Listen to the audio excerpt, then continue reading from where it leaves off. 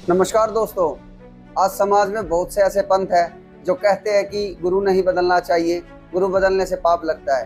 तो दोस्तों विचार करें, अगर आपको कोई रोग लगा हो और आप किसी डॉक्टर के पास जाते हो, उस डॉक्टर की दी हुई दवाई को आप 1 दिन खाते हो, 2 दिन खाते हो, साल भर खाते हो, 2 साल तक खाते हो और आपको कोई भी आराम ना हो।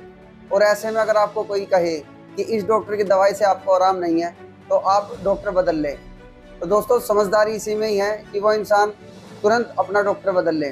और यहाँ बात हो रही है जन्म मरण के रोग से छुटकारा पाने की। दोस्तों ऐसे में अगर आपने कोई गुरु बना रखा हो और उसका ज्ञान गीता वेद शास्त्र में दी हुई साधना से मिलान ना खाता हो दोस्तों, और उसकी द्वारा दी हुई भक्ति साधना से आपको कोई लाभ ना हो रहा हो, तो ऐसे में आपको अपना गुरु तुरंत बदल देना चाहिए। दोस्तों ऐसे गुरु की शरण तुरंत छोड़ देनी चाहिए जिसके द्वारा दी हुई भक्ति से आपको कोई लाभ ना हो रहा हो। ही बदलना चाहिए। कोई बात हुई या एक डॉक्टर से इलाज नहीं होता तो 100 बदलने चाहिए अपनी जान बचाने के लिए। और कबीर साहब कहते हैं जब लग गुरु मिले नी साचा तब लग गुरु करो 10 पांचा। और झूठे गुरु के पक्ष को तज ना लावे वार और द्वार ना पावे शब्द का वो भटके वार का वार। और इतना शीघ्र बदल देना चाहिए गुरु को। कबीर साहब कहते हैं कि डूबे थे पर उबरे गुरु के ज्ञान चमक और बेहरा देखा जरजरा उत्तर चले फड़क। पहले बेड़े होया करते थे, फ्लोटिंग लकड़ियों का एक बेड़ा बना लिया। अभी तो नौका तो बहुत बाद में चली है। पहले बेड़ा होया करता था, उसके ऊपर बैठ कर दरिया को पार करके अपना कोई काम करने जाते थे। उन बेड़े के ऊपर बैठ के जाया करते, तो वो बेड़े कई बार गल जाते थे, कंडम हो जाते थे। तो जब परमात्मा कहते हैं कि जिस साधना को आप कर रहे हो, जो गुरु की जिस गुरु के जहाज में आप बैठे हो, उसका जब आपको उसके सामने दूसरा जो बिल्कुल ओके बेड़ा आ गया, नौका समझ लो आप, बेड़ा तो नहीं समझ में होगा। अब एक नौका है जिसमें आप बैठे हो, उसके अंदर सुराख हो गया है और जल उसके अंदर घर कर रहा है, अंदर प्रवेश करना शुरू कर दिया है। और उसके बराबर में दूसरा कोई सही ओके नौका रख देता है, साथ में खड़ा कर लेता है और वो कहता है कि भाई तुम डूबोगे, इसमें आ जाओ। अब जिसने गुट्टी सूटी ला रखी होगी, नशा कर रहा होगा, तो ठीक है मौज हो रही है, वो तो डूबेंगे। और जिनको नशा नहीं है और उनको पता लग गया दोनों का डिफरेंस कि ये जल आ रहा है, तुम डूबोगे इसमें, तो वो जो जिनका नशा नहीं है वो तुरंत 1 सेकंड भी ना लावे, तुरंत कूद जाएंगे उसके अंदर। तो यहाँ परमात्मा कहते हैं डूबे थे पर उबरे गुरु के ज्ञान चमक और बेड़ा देखा जर्जरा, यानी टूटा फूटा डूबोण वाला, उत्तर चले फड़क। फड़क जैसे पशु कई बार आवाज़ सुनकर हॉर्न की फड़क को भाग जाता, काफ़ी दूर बहुत स्पीड से भागता एकदम। तो कहते हैं ऐसे कूद गए दूसरे में।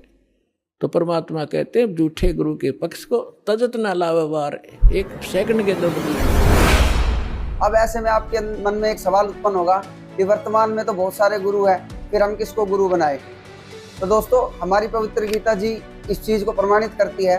गीता अध्याय 15 श्लोक 1 में वर्णित श्लोक, जिसमें कहा गया है कि जो संत उल्टे लटके हुए विश्व की विस्तार से जानता होगा वो पूर्ण संत यानी तत्वदर्शी संत होगा। दोस्तों वर्तमान में संत रामपाल जी महाराज जी ने उल्टे लटके हुए वृक्ष की जो विस्तारित जो वास्तविक जानकारी है वो पूरे समाज को प्रमाण सहित बताइए। क्या बताते हैं? अक्षर पुरुष एक पेड़ है, निरंजन वा की डार और तीनों देवा शाखा है, ये पात रूप संसार। अब थोड़ा सा ये सृष्टि रूपी आपको दिखाते हैं संसार। देखिएगा, परमेश्वर ने गीता जी अध्याय नंबर 15 के श्लोक नंबर 1 में कहा है ऊर्ध्व मूलम अधः शाखम, ऊर्ध्व मूलम अधः शाखम अश्वत्थम प्राहु अव्यम। ये देखिएगा, ये श्रीमद् भगवत गीता जय दयाल गोविंद का इसके अनुवादक है। अथ पंथ 10 अध्याय, ये 15वां अध्याय, प्रथम श्लोक। ऊर्ध्व मूलम अधः शाखम अश्वत्थम प्राहु अव्यम छंदासी यस्य पर्णानि ये तम वेद स वेदवित्। अनुवाद करता कर रहा है, आदि पुरुष परमेश्वर मूल वाले, यानी आदि पुरुष परमेश्वर तो इसकी जड़ समझो भगवान के पूर्ण पेड़ की, संसार रूपी वृक्ष की, और अधः शाखम ब्रह्मा रूप मुख्य शाखा वाले। ये गलत अनुवाद किया है। अधः माने नीचे होता, देखिएगा ये इन्हीं के द्वारा दूसरे श्लोक में 15वें अध्याय के में 2 बार अधः शब्द है, इसका यहां अनुवाद किया है। अधः माने नीचे, अधः माने नीचे, ये बिल्कुल सही कहा किया। और यहां ये विचलित हो गए, ब्रह्माना गड़ाएं रखे इसने, प्रजापति माने। अब क्या है, ऊर्ध्व मूलम, ऊपर को तो जड़ वाला, नीचे को शाखा वाला, अधः शाखम नीचे को शाखा वाला, और संसार रूपी पीपल के वृक्ष को अविनाशी कहते हैं। वेद जिसके पत्ते कहेंगे, ये छंदासी, ये छंदासी का अर्थ वेद कर दिया ना। छंद माने विभाग, टुकड़े। उस संसार रूप वृक्ष को जो पुरुष, जो संत मूल सहित तत्व से जानता है, स वेदवित, वह वेद के तात्पर्य को जानने वाला, अर्थात वो तत्वदर्शी संत है। अब देखियो, भगवान आए थे तत्वदर्शी संत बन के। उन आत्माओं,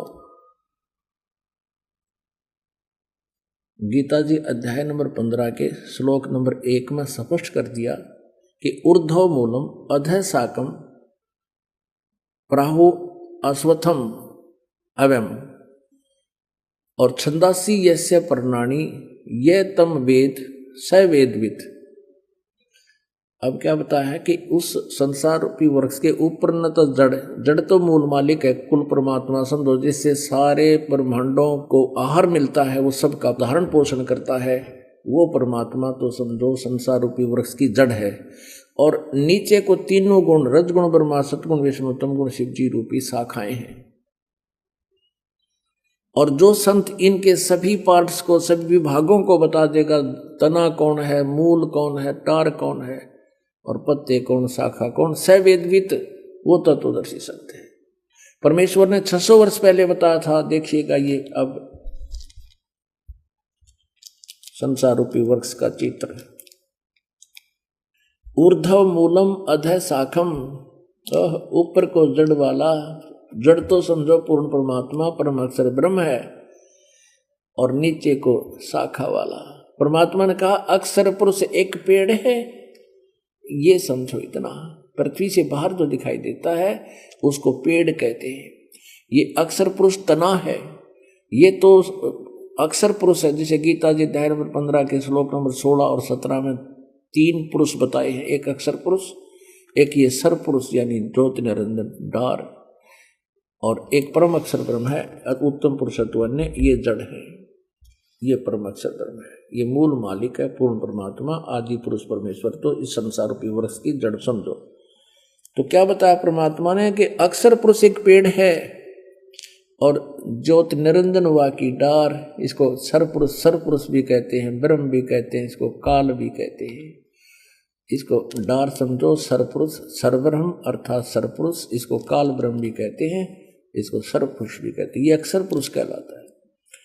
और तीनों देवा शाखा है, बाई पात रूप संसार।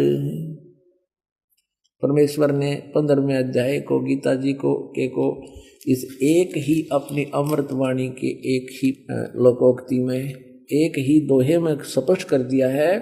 कबीर अक्षर पुरुष एक पेड़ है, निरंजन वा की डारे, तीनों देवा शाखा है, पाते रूप संसार। अब ये इतना बताया कि अक्षर पुरुष एक पेड़ है, निरंजन ये काल समझो, ये एक इसकी एक डार है, और इसके 3 पुत्र, ये 3 शाखाएं हैं, रजगुण ब्रह्मा, सतगुण विष्णु, तम गुण शिव जी, और आप जी यहाँ पर हैं, हम यहाँ पर हैं आगे।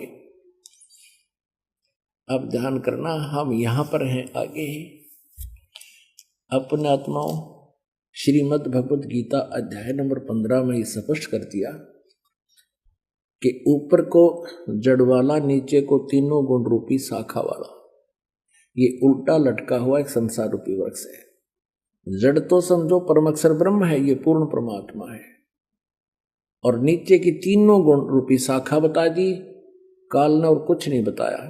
ऊपर न जड़ है, ऊर्ध्वमूलम, और नीचे को तीनों गुण रूपी शाखा है। ये देखिएगा, यही श्रीमद् भगवत गीता। फिर देखिएगा, ये आप पढ़ रहे हैं, अभी आपने 15 में जाएगा प्रथम मंत्र पढ़ लिया।